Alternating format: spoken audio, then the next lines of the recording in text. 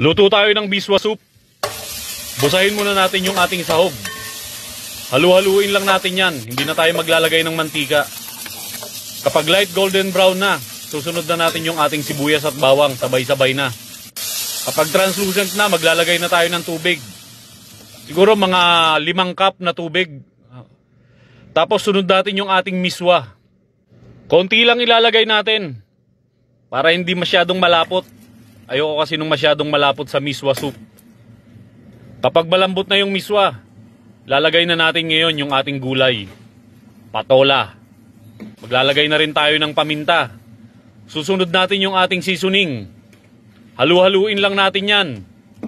Kapag malambot na yung ating patola, maglalagay na tayo ngayon ng ating pangpinali. Patis. Haluin ulit natin. Tapos ready na yan. Tapos ang partner niyan, kapag may gulay, dapat mayroon tayong pritong isda. Magpiprito ako ngayon ng tilapia.